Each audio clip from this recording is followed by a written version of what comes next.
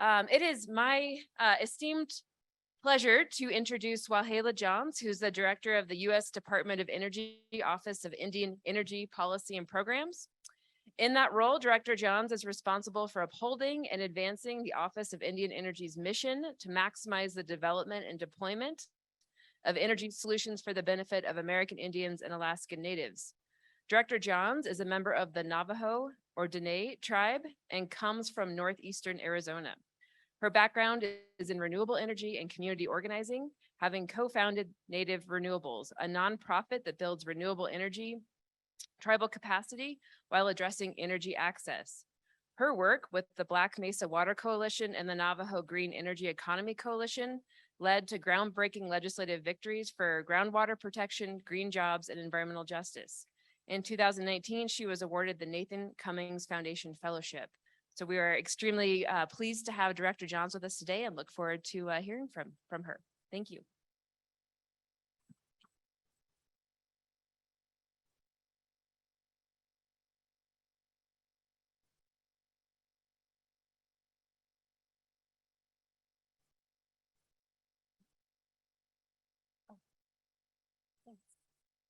Greetings, everybody. Yate do heha she Wahleah inishia ashihin nishlin do ashe bashishin listening to shea do kia ani de chanela. I'm a South Clan, born for the Red Bottom people, and we always introduce ourselves in our language to help make relationships and build relationships wherever we go. So really grateful for this opportunity to speak with you all and give thanks to University of Wyoming and this conference and everybody that put a lot of work and effort to make it successful, and really enjoyed a lot of the presentations, and then also earlier Ms. Watson's presentation on being a federal employee and going through that experience. I'm a Schedule C. And I'm new to government. It's been about 20 months since I've been in this role and was appointed on day one. And, energy is a big part of my purpose on this planet. I think I come from communities that have bared the brunt of pollution and extraction in northeastern Arizona, some of the largest coal strip mines in the Southwest, and have seen the impacts it had on our groundwater, impact in our health of our communities. My family still doesn't have electricity. We still haul water. 40% of my people haul water. And there's not basic infrastructure yet in communities like where I come from, but not just in our communities, throughout Indian country. You see high energy burden, like the villages in Alaska. And so it's sort of a thing in Indian country, and I'm sure many of you are familiar. And if you're not familiar, I really suggest you get familiar with what federal Indian law policy is about and our commitment as states and governments to uphold our responsibility and connection and relationship with tribal nations, because they are powerful entities. They have helped, just like my community, build the infrastructure in this country to be able to have cities like Los Angeles, Las Vegas, Phoenix grow. It's the raw resources that came from our backyard that was able to allow the West to grow its electrical needs for 50 years. And I think for me in this role, I want to make sure that future energy projects are equitable, future energy projects that are actually give back to our communities, that there is a understanding of all of us. If you are going to pursue these energy projects, we have to think about future. We have to think about what are the long-term impacts that these projects will have in these communities where they're extracting from. What are the community benefits? And that's all a part of the IRA. That's all a part of the BIL, is in making sure that we are designing something that is equitable for our communities and our nation, that will sustain us for future generations, not thinking about right now. And I think that's the piece that I really want to make sure that this message of thinking, we, as Indigenous people, we think 7 generations from now, 100 years. What are these projects going to look like? Is there a cleanup effort?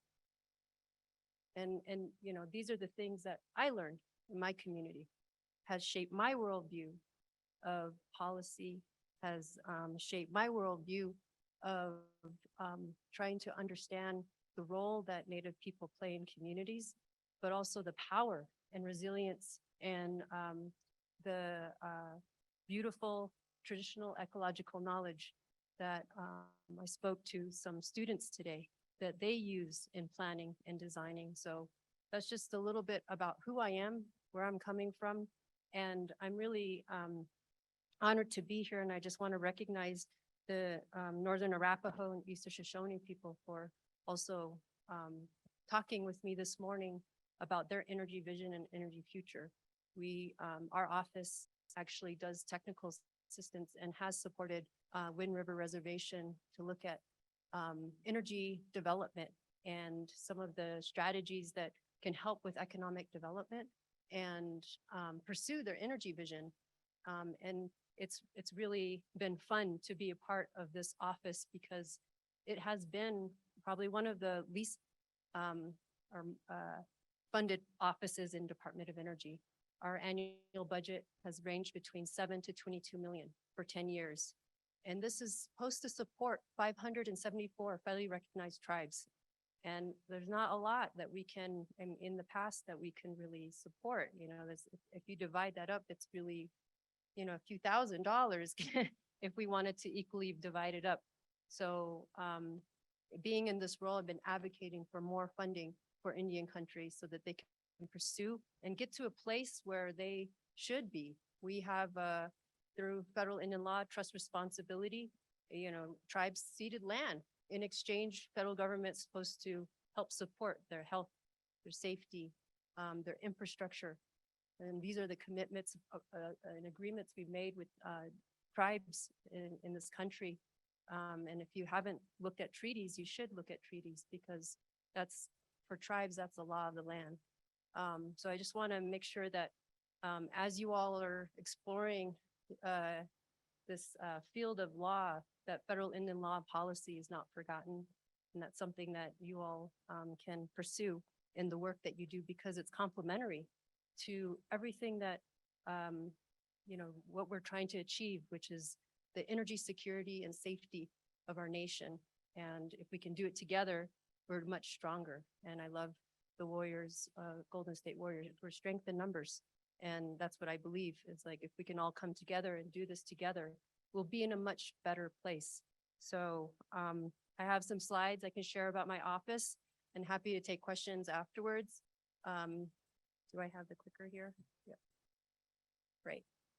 So our office was established through the EPAC Energy Policy Act of 2005 to provide, direct, foster, coordinate, and implement energy planning, education, management, conservation, and delivery programs that, one, support Indian tribal energy development, efficiency, and use; two, reduce or stabilize energy costs; three, enhance and strengthen Indian tribal energy and economic infrastructure; and four, bring electrical power to tribal homes and lands. And on the right there, those are some of the projects that our office has supported in the past and in pursuing their energy vision. And we have the Seneca Nation, Coeur d'Alene, Fort Yukon, and the Chippewa Cree tribe. And these are some of the examples. And most of these projects that we've supported are solar, wind, battery storage type of systems. So our mission at the Office of Indian Energy Policy and Programs is to maximize the development and deployment of energy solutions for the benefit of American Indian and Alaskan Natives. Our office supports 574 federally recognized tribes and 200 Alaska Native villages and 13 regional Alaska regional corporations to harness their resources. And how we do that is through financial assistance, technical assistance, and education and capacity building. Our office is 13 people. So we're very small, but mighty, and we're growing. We have an office in Anchorage, Alaska, Golden, Colorado, and our headquarters in Washington, DC.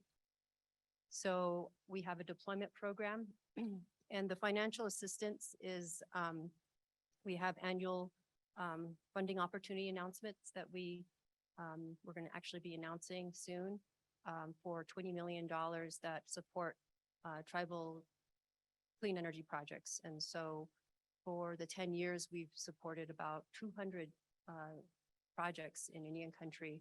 And this ranges from tribal buildings, community scale, and commercial scale projects. And they're all, it's a competitive award. And we also, at no cost to tribes, we offer technical assistance, and tribes have to make that request, and we're able to work with them in pursuing whatever they want to achieve in their strategy or energy. We do strategic energy planning, financial analysis, technical analysis of, whatever project they want to pursue. So if you know of tribes that are interested in pursuing their energy vision, have them make that request, and we have a form online where they can make that request. And then we offer education and capacity building. We'll do workshops, monthly workshops and webinars for tribes. Most of it is virtual. And in November, from the 14th to I think the 17th, we are having our program review for our office in Denver, Colorado. And this is where all of the past projects, tribal leaders come and talk about how they actually achieved some of their projects and where they're at in their implementation phase of their projects. So it's a good gathering to have or to participate in. Again, we've invested over 114 million in more than 200 tribal energy projects valued at nearly 200 million. And, it's amazing. We don't tell the stories of these projects. We're trying to beef up our comms strategy so that we can tell these stories, because many of these projects are climate resilient projects where tribes found themselves dealing with forest fires or flooding, and they went through a strategic plan process and actually moved to higher ground, built an energy infrastructure, microgrid system, and battery storage to help, in case of a climate hazard, that they're better prepared the next time. And I think that's been, there's many stories like that in Indian country. And so many of these projects also have immediate tangible results. Once hardware is put in the ground of these projects, tribes see the cost savings, they build their internal capacity, and it's really deployment that happens. And so I think in this theme of this administration is all about deployment and making sure we get projects out there. And I always say, well, our small office has been supporting deployment for many years. And they're on their way. I mean, many of the tribes are going bigger and pursuing bigger projects.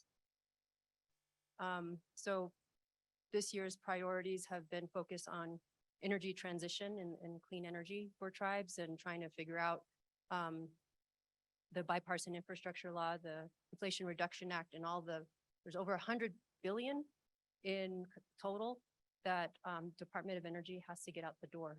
And, we're working on a pretty fast timeline, but we want tribes to also participate and have,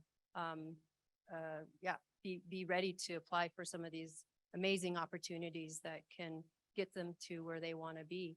And so the other pieces that I wanted to mention is that there's, from the Inflation Reduction Act, there's an increase from 2 billion to 20 billion through the Loan Program Office, the Tribal Energy Loan Guarantee Program, where they are able to give direct loan authority to projects. So it's a huge game changer as far as supporting, big dollars, supporting megawatts, gigawatts of potential projects. So that's something you all should be aware of, because if, tribes are,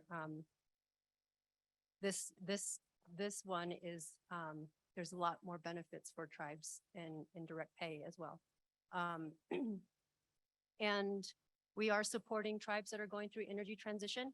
So For example, Navajo Nation, Hopi Nation, Crow, we know that they've been downsizing some of their coal operations and trying to figure out energy transition pathways. And so we've been helping to support in bringing resources together and thinking through how we can help them in this transition, and recognizing that we don't want them to be left behind, and we want to make sure we're supporting it. This is just one of a national effort through the interagency work group on coal communities, or energy communities, as they call them, that have been identified as either, coal plants, coal mines have closed recently or are on schedule to be closed.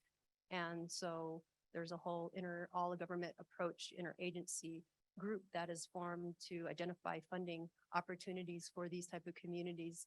And so there's a lot of amazing resources online, and I can share more of that if anyone is interested. The other priority is energy access. So going back to families, I think there's about 20 to 30,000 families that don't have access to electricity today. They're not near a transmission line. And this is something that has been sort of an ongoing issue since I was little, and still having issues with it in my community. So this is one area that we want to make sure that we put funding aside to help figure out strategy to address some of these rural, remote communities that don't have access to power or reliable power. So we're coming out with a funding opportunity. Again, it's small, but it's 15 million. And then on the Inflation Reduction Act, there's 145 million set aside through Interior for addressing energy access to, which is really significant. The other priority is helping all the tribal colleges and universities to go 100% towards clean energy, and really working with students, colleges, faculty, community to really, challenge them, but also design systems that can sustain their campuses. And hopefully that learning can be applied to when they go home or to their communities, their household. They'll learn how to implement and take, sort of like the energy load of a campus and what it means to transition to and using renewable energy or clean energy to help generate power for that campus. So we just finished a tribal energy, clean energy or tribal clean energy summit last week in Washington, D.C. We had over 60 leaders. This isn't updated, but that attended in-person tribal leaders that met with Secretary Granholm, and were able to talk about their energy vision, but also what does energy sovereignty mean to them, and how can Department of Energy be of support. And so we had a 2-day dialogue, and I think I saw some of you there too. I know there's some folks that were there, and it was a really powerful event. We designed it so that tribal leaders, there's a tribal leaders track and a public track. Tribal leaders can meet one-on-one with principals and, heads of the offices and programs that are going to be implementing the bipartisan infrastructure law and all of these new programs that have been established.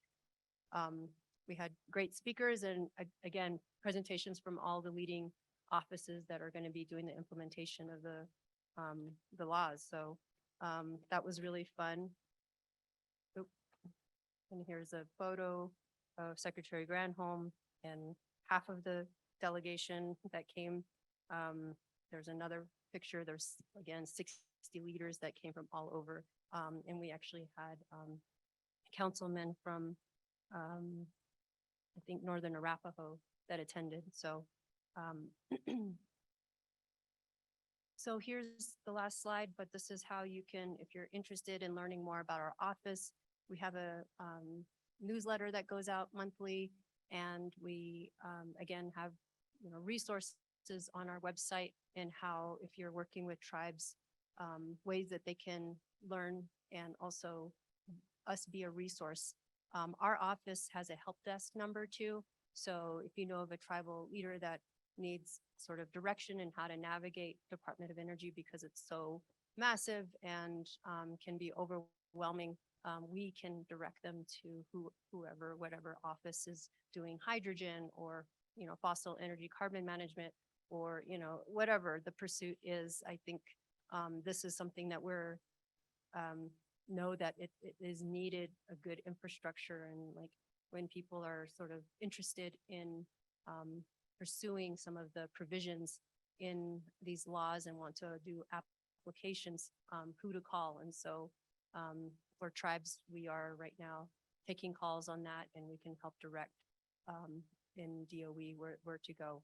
So let's see, I wanted to talk about, I'm not going to get into the specifics of what's in the IRA and the bipartisan infrastructure law because my numbers are all towards tribes.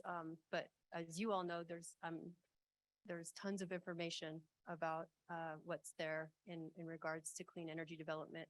And again, there's over 100 billion within DOE, over 360 billion that was, through the Inflation Reduction Act. And this is the opportunity for Wyoming, for rural remote communities. There's $1 billion for rural and remote communities.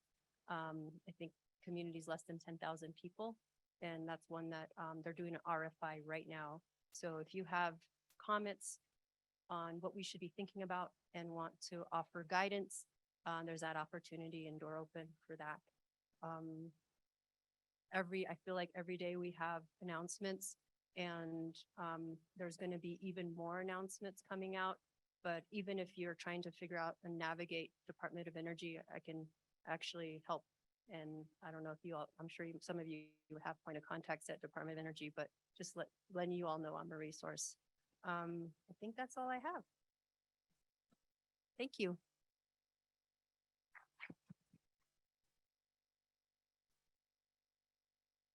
Wonderful. Thank you so much, Director Johns. We've got a few minutes for questions, so. All right, Rebecca. Oh, you're gonna, okay. Emily's gonna beat me to you. Is there any regular coordination or communication between your office and the Department of Interior or BIA? Yes, we actually have a working group that's called through the White House Council on Native American Affairs. And we're part of the Energy, Economic Development and Infrastructure Working Group. And it's Department of Interior, and it's all the offices through BIA that work on energy specifically, and then also USDA, Department of Transportation, Education. So pretty much agencies that are interested in energy or economic development or infrastructure are part of this subgroup. And so we meet bi-weekly, and we actually have committed sort of all a government approach to helping to support tribes on different priorities as a group. And so we'll be making announcements at the Tribal Nation Summit that will be in November in Washington, DC. And this is part of like all of us coordinating and figuring out how to best streamline some of the challenges and barriers that tribes face, whether it's applications or, the engagement piece around anything, really. We're just trying to figure out a better strategy that, so tribes can take advantage of these opportunities. Great. And I have a question from the Zoom Q&A. So it says, thank you, Director Johns, for your insight and perspectives and the important role of Indian country and domestic energy development and highlighting opportunities for tribes and partners to pursue energy projects. Can you share more information about how your office is helping evaluate not only project parameters for tribal communities, but also considering the long-term community impacts to ensure energy opportunity doesn't overburden the same or like community? Yeah, so like I mentioned, we did a strategic energy plan for Northern Arapaho and Eastern Shoshone, and in there it provides sort of the all of the different pieces if they want to pursue, say, wind or geothermal. And so we bring a team together to go through that. give them sort of a study and a report that they can use and a timeline of how, what their goals are and what they want to achieve. And so we take them through that process. And I think that now with the new laws, we want to make sure that we're trying to do as much of or take in a lot of the recommendations that we were given by tribes. And we do a lot of listening sessions with tribes too. And so we're always asking, for guidance. And we actually have working groups within DOE that tribal leaders sit on, and we ask them for guidance on funding opportunities or how we should be pursuing, certain things when we're thinking about releasing information, and how best to coordinate. Many times tribes don't have a tribal energy manager. They don't have the resources, the technical resources to even staff capacity to put in a successful application. And so that's really a challenge. And I think universities like University of Wyoming could help with that. I've seen universities support tribal communities that don't have that capacity and help, and they've actually, were able to successfully were awarded grant opportunities, and that's something that I feel like a role for the university could play. And we also lowered the cost share for our funding opportunities. So it was 50%. And that was a big barrier for tribes because it was hard for them to find capital to meet that 50%. So we're lowering it to 10 to 20% based on, their economic situation. Terrific. And we've got a question at my table here as well. Thank you, Dr. Jones. I was interested in your top priorities 2022. Number 2, universal access to energy for energy country, 20 up to 30,000 homes. What do you see in your role here as the big social barriers to electrification? A lot of it's, I think, geographically, these areas are challenged because to extend a power line for 1 mile, it can, on the low end, it's like $40,000. On the high end, it could go over 100K, depending on the topography of the land. And a lot of times, if a utility wants to do that extension, they ask the customer or the person that wants the extension to pay for it. So there's no even financing mechanism for the homeowner. Many of these families also live in rural, remote areas that where you have to travel on dirt roads. Nearest hardware store is about 3-hour drive away. So I think really trying to understand reservations in this country is important, and because depending on land jurisdiction too, and land status, say there's some reservations that are called checkerboard that are, trust land, fee lands, and, so just to have a right of way is a big burden for tribes to get right of ways from different agencies to extend a power line. And I know that's been a big hurdle for some of these communities. Some of these communities have been using diesel and gasoline generators and propane, kerosene. That's their average sort of way of the way that they power their homes. And in order to address some of these like rural, remote areas, we're going to have to bring in people who understand like the microgrid systems, the standalone systems, to be able to power these rural, remote areas. And in Alaska, it's different. It's they have permafrost, they have below 50-degree weather, and yeah, it's a different terrain. And there's only 2 times out of the year you can get equipment up there. And so those type of challenges, I think, in particular, I know many of you in rural, remote areas too. It's what those are, and I think the more DOE knows some of these challenges, the more that we can figure out how to make these opportunities more accessible from our end. We have another question on Zoom from one of my undergraduate students. So bonus points, just kidding, I don't give extra credit. So the question is, what is one of the biggest barriers in obtaining more energy equity for tribes and energy sovereignty? And how do you think those barriers can be overcome? And then she has another question I'll ask you after that. I think the pre-development cost is one barrier. I mean, this is talking about the megawatts or gigawatts of projects. This is something we see with the loan program office, that it is hard to find investment for some of these projects to do the pre-development work.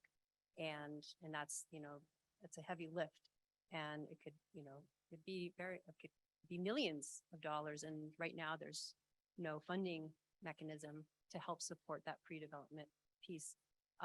There's a lot of barriers. And I think that's one that we're identifying and trying to figure out strategies around that. And I think the other piece is that on the tribal side, there's no staff or resources available, even if like we did a formula grant for them to even receive the money or even do the reporting, because it's just administratively, it's a lot of work. And trying to figure out like how can we be of support to those type of communities or villages or smaller tribes that don't have that capacity. And so those are the kind of the equity issues that we're identifying. But also the other big equity issue I've seen is in Alaska, where they're, paying so much for diesel every year. If I visit a village, every 2 weeks, they pay about $60K for diesel. And that starts in October to March. And, these are tribes that have limited budget, annual appropriations, or, in their general budget, and already struggling just to keep the lights on. And I think these are the realities that when it comes to low, moderate incomes that in this country, that we have to figure out strategy to support them to enjoy the quality of life that many of us do, which is reliable power and access to water and all of the good things that America has. Great, thank you. And the second part of her question is, what can those who are not lawyers or working in government do to support energy sovereignty for Native and Native American communities? I think doing your research of, if you live in a state, in a community, doing the research around tribes, I mean, that's a good thing. And understanding again, going back to their treaties and knowing the history. Many of, I grew up not, history, Native American history wasn't taught in our schools. And now I think it's such a value add to this country, and how, things are the way they are in states and how they're designed, electrical grids. I mean, part of the history of the 1923 Rural Electrification Act, bypassed tribal lands and bypassed these communities. And so, I think that there's been prioritized communities in this country that, some were left out, and tribes are up in that. And we're still trying to catch up, and I think that's the part, is that how can we make sure that everyone, there's equity here, that they all have, a chance to pursue their energy vision. And right now, there's that opportunity. Great, we'll just see if there's another question or two in the room. Yes, sir. I was taken by your comment about lack of electricity in Arizona and the tribe lands. Have you worked with NRECA to with their programs about bringing electrification to areas that haven't been served? And RCA is, It's the National Rural Electric Cooperative Association, no, not yet. because I'm a member of that and I know that, I just sent you an email. So I know that they have a real robust program of bringing electricity to areas of the US that haven't been served, because they're a result of the electrification program that FDR started back in the thirties. So I just sent you an email to your address up there Okay. with that information. Thank you. Thank you for that.